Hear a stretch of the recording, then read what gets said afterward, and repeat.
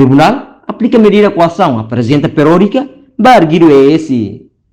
Tribunal Judicial Primeira Instância dele, nesse processo primeiro interrogatório, decide orientar um espaço, aplica medida coação, apresentação periódica, barguido inicial é esse, caso arma branca, e a campo alor.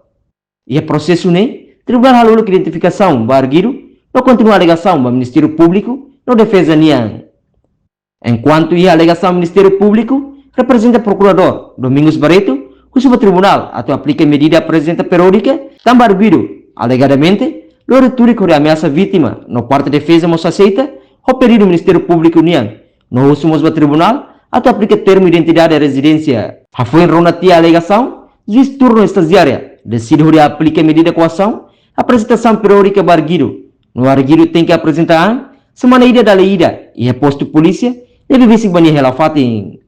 Arguido é esse, reta acusação de crime arma branca. Crime né, previsto em lei número 5, barra de rua sanuri sinhito, deve halar alteração do Código Penal, artigo 2, no artigo atos rua, número 1, com o regime jurídico, va posse no uso arma branca, neve bando. Processo primeiro interrogatório né, presidiu o juíza, estagiária na ida, Ministério Público representa o Procurador Domingos Barreto, no arguido reta assistência legal, o Defensor Público, estagiária na ida.